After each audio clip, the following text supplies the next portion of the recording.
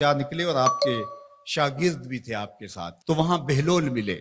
بہلول ایک مجذوب تھے، تو کہا کہ چلیے ان سے زیادہ بات کرتے ہیں۔ تو شاگردوں نے کہا یہ تو ایک دیوانہ شخص ہے اور آپ اس سے کیا ملیں گے، آپ اتنے پڑھے لکھے عالم اور اتنے بڑے فقیہ اور صوفی، اور ایک دیوانے شخص سے آپ ملیں گے۔ دنیا اس کو دیوانہ کہتی تھی، بہلول دیوانہ۔ لیکن سعدی بولے کہ سعدیہ نزدیک رائے عاشقاں، خلق مجنو نندو مجنو عاقل است، کا اصل تو عاقل یہ لوگ ہیں۔ تو خیر حضرت جنید بغدادی گئے اور بہلول کو سلام کیا، کہا کہ آپ کون ہیں؟ تو کہا میں جنید بغدادی ہوں۔ تو کہا کیا کرتے ہو؟ کہا کہ میں پڑھنے پڑھانے کی ذمہ داریوں میں لگا ہوں۔ تو آپ نے فرمایا کہ کھانے کے آداب جانتے ہو؟ تو کہا کہ ہاں، ہاتھ دھوئے جائیں، بسم اللہ شریف پڑھی جائے، چھوٹا لقمہ لیا جائے اور چبا چبا کے کھایا جائے، اور اس کے بعد الحمدللہ کہا جائے۔ تو بہلول کہنے لگا کہ میں تو آپ کو بہت بڑا عالم سمجھتا تھا، آپ تو کھانے کے ادب کو بھی نہیں جانتے۔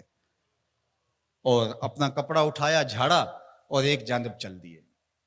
شاگردوں نے کہا ہم نے آپ کو کہا تھا کہ اس شخص کے پیچھے جانے کا کیا فائدہ، یہ تو دیوانہ شخص ہے۔ تو کہا نہیں، میں اس کے پیچھے چلتا ہوں۔ پھر آپ اس کے پیچھے بھاگے۔ تو پھر بہلول نے پلٹ کے دیکھا، کہا کہ کون ہو؟ کہا کہ میں جنید ہوں، آپ کو ملنے آیا ہوں۔ تو آپ نے پھر ایک سوال کیا، گفتگو لمبی ہو جائے۔ تیسری مرتبہ بھی جب وہ اپنا دامن چھاڑ کے گزرے تو پھر آپ آگے بڑھے۔ انہوں نے پوچھا کون ہو؟ انہوں نے کہا کہ میں ایک عام سا شخص ہوں، تو آپ کے پاس جو ہے وہ سیکھنے آیا ہوں۔ تو کہا کہ میں نے تم سے پوچھا تھا کہ کھانے کے آداب کیا ہیں، تو تم نے یہ بتایا تھا۔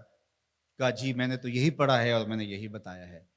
تو کہا کھانے کا سب سے پہلا ادب یہ ہے کہ لقمہ حلال کا ہو، باقی لقمے چھوٹے چھوٹے توڑ کے کھائے یا چبا چبا کے کھائے، یا جو ہے وہ پانی پہلے پیے یا بعد میں پیے، کہا یہ باتیں بات کی ہے۔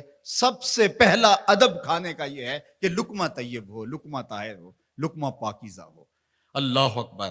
تو ہمارے رب نے ہمیں پاکیزہ رزق کھانے کی تلقین فرمائی ہے۔ تو اللہ کے محبوب علیہ السلام نے اس شخص کا ذکر کیا جو لمبا سفر کر کے آیا اور وہ کعبۃ اللہ کے سامنے کھڑا، وہ اللہ تعالیٰ جل شانہ کو پکارتا ہے اور کیا کہتا ہے؟ یا رب یا رب۔ اشعث اغبر، اس کے بال بکھرے ہوئے ہیں اور اس کا لباس پھٹا ہوا ہے، پراگندہ سی حالت ہے، اور اللہ کے گھر کے سامنے کھڑا ہے، لمبے لمبے ہاتھ کر کے دعا مانگ رہا ہے، یا رب، اے میرے اللہ، اے میرے اللہ۔ لیکن فرمایا وَمَطْعَمُهُ حَرَامٌ وَمَشْرَبُهُ حَرَامٌ وَمَلْبَسُهُ حَرَامٌ وَغُذِّيَ بِالْحَرَامِ فَأَنَّىٰ يُسْتَجَابُ لِذَٰلِكَ۔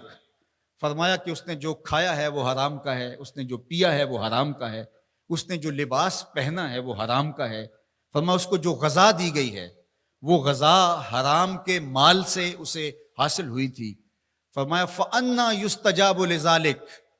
فرمایا مجھے بتاؤ کہ اس کی دعائیں کیسے قبول ہوں گی۔ وہ کعبۃ اللہ کے پردے کو تھام کے کھڑا ہے، ملتزم سے لپٹ کے رو رہا ہے، وہ حتیم میں کھڑا ہے، وہ کعبہ کے اندر بھی چلا گیا، کعبہ کی چھت پہ سقف بیت اللہ پہ بھی کھڑا ہے، مطاف میں کھڑا ہے، وہ حجر اسود کے ساتھ لپٹ کے دعائیں مانگ رہا ہے، مقام ابراہیم کے پاس کھڑا ہو کے دعائیں مانگ رہا ہے۔ یمد یدیہ، اس کے ہاتھ لمبے لمبے ہیں، یا رب کے کلمات اس کی زبان پہ ہیں، اور اشعث اغبر، غبار آلودہ بکھرے ہوئے اس کے بال ہیں، اور حالت پراگندہ ہے کہ کسی کو گزرتے ہوئے بھی ترس آ جائے، اور اللہ کے گھر میں کھڑا ہے تو وہ کیوں نہیں معاف کرے گا؟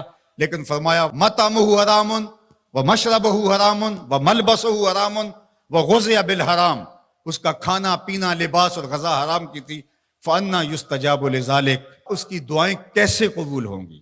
بلکہ علماء نے لکھا کہ جو شخص حرام کمائی کھاتا ہے اس کی اپنی دعائیں تو قبول نہیں ہوتی، نیک لوگوں کی دعاؤں سے بھی اس کا حصہ نکال دیا جاتا ہے۔ جب اللہ کے بندے اولیاء کاملین دعائیں مانگتے ہیں اور وہ پوری امت کے لیے، پوری قوم کے لیے مانگ رہے ہوتے ہیں، لیکن اس شخص کا حصہ نکال دیا جاتا ہے جس کا رزق پاکیزہ نہیں ہے۔